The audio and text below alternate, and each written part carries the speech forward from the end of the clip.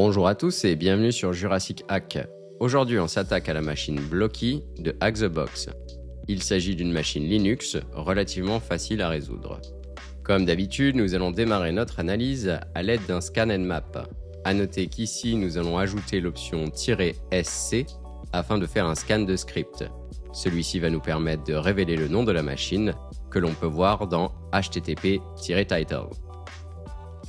Nous allons donc pouvoir ajouter cette information à notre fichier host à l'aide de la commande "ti".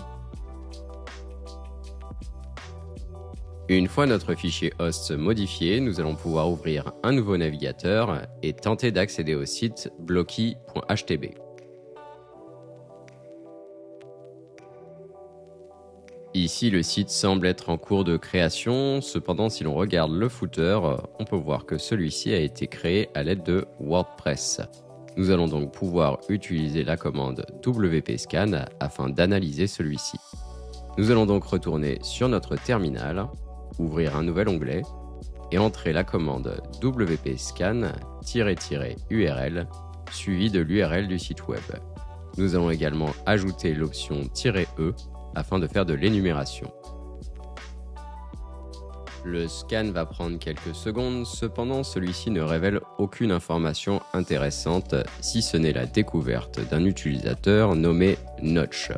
Nous allons donc garder celui-ci en note afin de voir s'il est utile plus tard dans la solution de la machine. Afin de continuer notre analyse, nous allons utiliser GoBuster. Ici, nous allons tout simplement spécifier l'URL de la machine avec l'option "-u", ainsi que le dictionnaire à utiliser à l'aide de l'option "-w". Dans le cas présent, il s'agira de raft small directories lowercase. Les résultats montrent plusieurs informations intéressantes, mais nous allons commencer par le répertoire plugins. Il est à noter que celui-ci ne fait pas référence aux plugins de WordPress. Nous allons donc retourner sur notre navigateur et ajouter un /plugins afin de regarder ce qu'il s'y trouve. On retrouve deux archives jar, généralement utilisées pour distribuer des classes Java. Nous allons donc les télécharger et les analyser sur notre machine.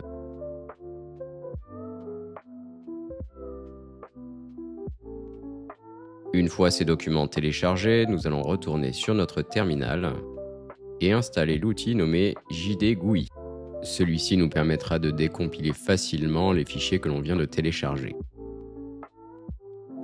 Une fois l'outil installé, nous allons pouvoir démarrer celui-ci à l'aide de la commande jd-GUI, puis nous allons ouvrir l'un des fichiers téléchargés. Dans le cas présent, nous allons sélectionner blockycore.jar. Si l'on regarde la classe, nous pouvons constater que celle-ci contient un nom d'utilisateur ainsi qu'un mot de passe en clair. Le port SSH et le port FTP étant ouverts sur la machine, nous allons pouvoir tenter d'utiliser ce mot de passe avec le nom d'utilisateur root ou Notch. Nous allons commencer par retourner sur notre terminal et tenter de nous connecter sur la machine à l'aide de SSH et du compte root. Malheureusement pour nous, le mot de passe ne fonctionne pas avec le compte root. Nous allons donc réitérer l'opération, cette fois-ci avec le compte Notch. Excellent, nous avons notre accès utilisateur sur la machine. Nous allons donc pouvoir aller lire le fichier user.txt qui se trouve dans le répertoire courant. La dernière étape reste à élever nos privilèges sur la machine. Nous allons donc exécuter la commande sudo-l afin de voir nos privilèges sudo. Ici, nous sommes plutôt chanceux car on peut exécuter n'importe quelle commande en tant que root sur la machine.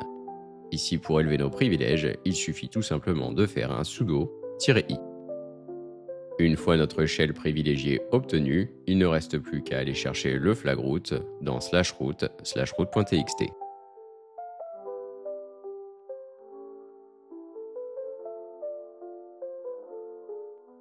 C'est tout pour aujourd'hui, merci à tous de m'avoir écouté, et si cette vidéo vous a plu, n'hésitez pas à laisser un commentaire et à vous abonner à la chaîne.